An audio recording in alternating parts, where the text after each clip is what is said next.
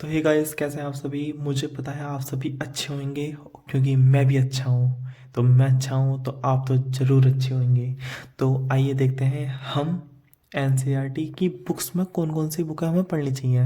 देखो, इस वीडियो में मैं आपको बताने वाला हूँ एनसीईआरटी की कौन कौन सी बुक हमें लेनी है, खरीदनी है और कौन कौन सी बुक हमें पढ़नी है, किस बुक में हमें क्या मटेरियल पढ़ने के लिए मिल सकता है।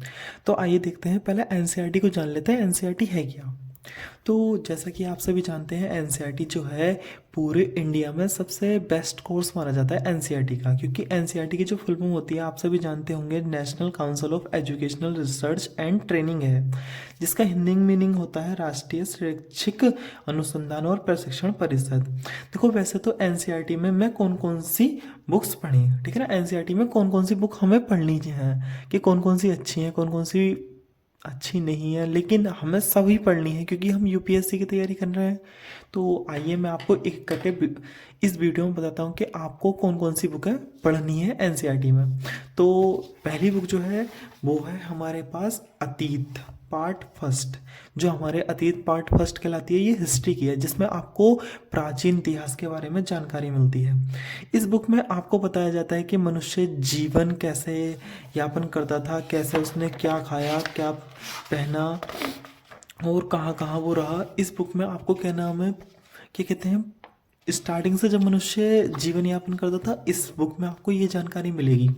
सेकंड बुक है आपके पास हमारे अतीत पार्ट सेकंड। इसमें आपको मिडेवल हिस्ट्री के बारे में अधिकतर जानकारी मिलेगी, जिसके बारे में मैं आपको अगले वीडियो में बताऊंगा कि मिडेवल, एंशंट और मॉडर्न हिस्ट्री क्या है। उसके बाद देखते हैं हमारे पास आता है अतीत पार्ट फर्स्ट, जिसमें आपको मॉडर्न हिस्ट्री के बारे में ज़्यादा जानकारी मिलेगी कि मॉडर्न हिस्ट्री क्या है, क्या नहीं है, क्या क्या इसमें हमें पढ़ना चाहिए, क्या नहीं पढ़ना चाहिए। ठीक है, जैसे कि मैं आपको दिखा देता हूँ, आप सभी को इसमें देख रखा होगा व्यापार के सामाजिकता, ग्राम क्षेत्रीय प्रशासन चलाना, 1857 की क्रांति, ये सब आपको इसमें पढ़ने के लिए मिलेंगे। सेकंड बुक है आपकी, नेक्स्ट बुक है आपकी भारत और समकालीन विश्व। ये 9th क्लास की बुक है, जिसमें आपको विश्व की क्रांतियाँ देखने को मिलेंगी, जो विश्व में क्रांतियाँ हुई हैं। जैसे हमारे पास यूरोप में क्रांति जो हुई थी, फ्रांसीसी क्रांति। अब आपको बहुत सारी चीज़ें इस बुक में देखने के लिए मिलेंगी, जिसे आपको पढ़ना है। आगे हम पढ़ते रहेंगे इन बुकों को भी। तो नेक्स्ट बुक है आपके पास भारत और समकालीन विश्व। ये 10th क्लास की बुक है हिस्ट्री की, जिसे आपको पढ़ना अच्छा है, बहुत अच्छा है, पढ़नी तो पड़ेगी भैया, क्योंकि इसमें यूरोप के और डिटेल्ड में दे रखा है। उसके बाद आता है आपके पास 11th की बुक। 11th में आपको बहुत अच्छी तरीके से ये समझा रखा है कि 11th में कि आपको कौन कौन सी बुक है इसमें पढ़नी है, मतलब कौन कौन से आपको चैप्टर वाइज इसमें। जैसे मैं आपको दिखा देता हूँ यहाँ पे, जैसे आपने इंडेक्स में ही देख सकते हैं, जैसे आपको विषय दे रखा है लेखन कला और साहित्य जीवन, जैसे आपको आर्ट एंड कल्चर के बारे में थोड़ा इसमें जानने के लिए मिलेगा। ठीक है, उसके बाद रखा है 3 महाद्वीपों में फैला हुआ समाज, यायावर साम्राज्य। इस प्रकार से आपको बहुत ज़्यादा डिटेल में और ज़्यादा जानकारी मिलेगी एनसीईआरटी के थ्रू। उसके बाद नेक्स्ट बुक आती है आपके पास, ये 12th क्लास का पार्ट फर्स्ट है, जिसमें भारतीय इतिहास। जैसा कि आपने देखा है कि मैंने मिडेवल बताई थी, ठीक है, एंशिएंट बताई थी और आपको मॉडर्न बताई थी। वही पार्ट में से एक पार्ट ये है जो आपको 12th क्लास में फिर से देखने के लिए मिलेगा। उसके बाद है 12th क्लास में ही ये बुक सेकंड है, जिसमें आपको इस बुक में ज़्यादा जानकारी देखने को मिलेगी। जिस प्रकार से आप 6th 7th 8th में पढ़ते आए हैं, उसके अलग आपको सूफी संत के बारे में जानकारी मिलेगी। एक साम्राज्य की, जैसे विजयनगर साम्राज्य था, उसके बारे में ज़्यादा जानकारी मिलेगी। उसके बाद देखते हैं आपके पास भारतीय इतिहास के कुछ प्रमुख भाग। जैसे आपको भारतीय इतिहास के कुछ प्रमुख भाग इसमें दे रखे हैं। जैसे ये जो बुक है आपको वह ज़्यादा जानकारी देगी। जैसे कि आप इसमें देख सकते हैं कि उपनिवेश देहात और विद्रोही राज, 1857 का आंदोलन और उसके व्याख्यान, इस प्रकार की आपको इसमें ज़्यादा जानकारी मिल सकती है। ठीक है, आप इन्हें पढ़ना। उसके बाद मैं आपको बता देता हूँ कि भूगोल की में कौन कौन सी बुक हमें पढ़नी है। तो देखिए, ये पहली बुक है, यह हमारे पास हमारा आवास, पृथ्वी हमारा आवास है, ये आपको पढ़नी है। यह है सामाजिक विज्ञान की, मतलब भूगोल की पहली 6th क्लास की बुक। उसके बाद है आपके पास हमारा पर्यावरण। ठीक है, उसके बाद आपको पढ़नी है सामाजिक विज्ञान में अनुसंधान वो संसाधन एवं विकास। ठीक है, उसके बाद आपको इससे अलग एक बुक नहीं है, 9th क्लास में है। यह हमारे पास समकालीन भारत थर्ड। ठीक है, उसके बाद आपको समकालीन भारत सेकंड पढ़नी है, ये 10th क्लास की है। ठीक है, उसके बाद इन बुकों को हटाते हुए हमारे पास 10th और 12th की 11th की बुक आ जाती है। जैसे हमारे पास दे रखा है भारत भौतिक पर्यावरण, ये आपके 11th की बुक है जो आपको पढ़नी आवश्यक है। ये थोड़ी सी बढ़िया बुक है, मैंने पढ़ी है, एकदम झकास बुक है, मज़ेदार। उसके बाद आता है भौतिक भूगोल के मूल सिद्धांत। देखो ये भूगोल की ही बुक है, लेकिन ये थोड़ी सी इम्पोर्टेंट है, इसके बारे में ज़्यादा जानकारी हमें प्राप्त होनी चाहिए। देखो जैसा इसमें रखा है भूगोलिक विश्व के रूप में है। ठीक है, पृथ्वी की उत्पत्ति एवं विकास, पृथ्वी की आंतरिक संरचना, महासागरों और महाद्वीपों का विवरण, भू आकृति प्रक्रियाएं, भू आकृति एवं उनका विकास, इस प्रकार की आपको ज़्यादा जानकारी इसमें देखने के लिए मिलेंगी। इस बुक को पढ़ना जरूरी है, एक एक करके हम डेली टू डेली पढ़ते रहेंगे। उसके बाद है मानव भूगोल के मूल सिद्धांत। देखो आप सभी जानते हो मानव भूगोल हम पढ़ रहे हैं। ठीक है, अब भूगोल हमने पढ़ा, अब मानव भूगोल के बारे में इसमें बताया गया है। तो इसमें किस प्रकार से आपको इंडेक्स दिखा देता हूँ मैं कि जैसे मानव भूगोल प्रकृति एवं क्षेत्र। ठीक है, तो आपको इसमें इस प्रकार की ज़्यादा जानकारी देखने को मिल सकती है, जैसा आप इसके इंडेक्स में देख रहे हो।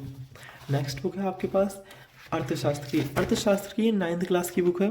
ये आपको 10th के बाद, मतलब 9th 8th के बाद 9th में आपको प्रीफर होती है। ये अर्थशास्त्र की बुक है, ये आपको इकोनॉमिक्स पढ़ने में मदद करेगी, जिसमें आपको दे रखा है इस प्रकार का इंडेक्स दे रखा है। ये आपको 4-5 चैप्टर दे रखे हैं जो आप क्या कहते हैं 1 से 2 घंटे में निकाल सकते हो पढ़कर। उसके बाद दे रखा है ये आर्थिक विकास की समझ, ये 10th क्लास की बुक है इकोनॉमिक्स की, जो आपको पढ़नी अनिवार्य है। ठीक है, तो और नेक्स्ट बुक है आपकी ये। इसमें देखा जाए तो हमारे पास 3 बुकें हैं, सॉरी 2 बुकें हैं। इसमें देखा जाए तो हमारे पास 2 बुकें हैं, जैसे अर्थशास्त्र में सांख्यिकी, और दूसरी बुक है आपके पास भारतीय अर्थव्यवस्था का विकास। देखो ये दोनों ही बुकें बहुत इंपॉर्टेंट हैं, अगर हम इन्हें अच्छी तरीके से पढ़ते हैं तो हमारी इकोनॉमिक्स बहुत अच्छी हो जाएगी। ठीक है, उसके बाद हम देखते हैं हमारे पास आती है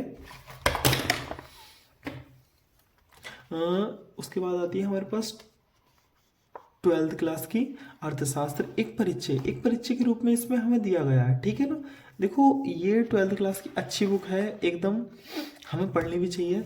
और अभी 12th क्लास में इस प्रकार से 3 बुकें दे रखी हैं, जैसे ये वशिष्ठ अर्थशास्त्र का परिचय, या समिष्ट अर्थशास्त्र का एक परिचय है। उसके बाद यह जो हम मतलब भारत, लोक और अर्थव्यवस्था, ये है। ठीक है, आप सभी इसके नाम से समझ चुके होंगे ये इसमें क्या क्या जानकारी दे रखी होगी। और नेक्स्ट बुक है, आप देखो इसके बारे में आपको ज़्यादा डिटेल में पढ़ना होगा, क्योंकि यह है सामाजिक एवं राजनीतिक जीवन पार्ट फर्स्ट। देखो ये 6ठी क्लास की बुक है। उसके बाद इसी का पार्ट सेकंड है जो 7th क्लास की बुक है, उसी का पार्ट थर्ड है जो 8th क्लास की बुक है। ठीक है, आपको इन बुकों को ज़्यादा डिटेल में पढ़ना है, क्योंकि यही आपके आगे चलकर बहुत मदद करेंगी। ठीक है, उसके बाद आता है लोकतांत्रिक राजनीति पार्ट फर्स्ट। उसके बाद आता है लोकतांत्रिक राजनीतिक पार्ट सेकंड। ये 9th की और 10th की बुक है। उसके बाद आपको देखने के लिए मिलती है 11th क्लास की ये 3 बुक है, जिसमें आपको समाजशास्त्र परिचय बताया जाएगा, समाजशास्त्र का परिचय। उसके बाद समाज का बोध बताया जाएगा। ठीक है, उसके बाद आपको बताया जाएगा राजनीतिक सिद्धांत। मतलब आपने इन तीनों को पढ़ने के बाद आप अपनी 11th की भी और अच्छी तरीके से प्रिपरेशन कर सकते हैं, और यूपीएससी से रिलेटेड तो ये है ही।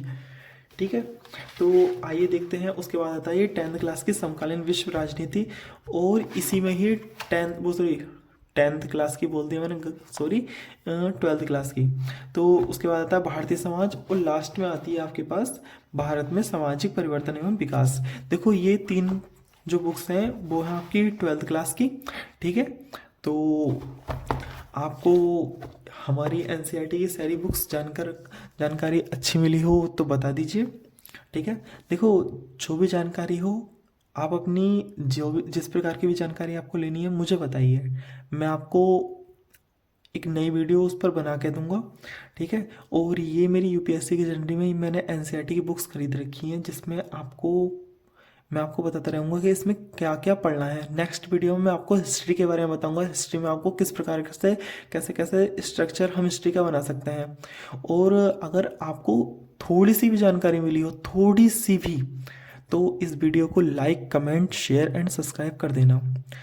और लास्ट में हम जो कहते हैं और जो हमें कहना चाहिए एक भारतीय होने के नाते, जय हिंद, जय भारत।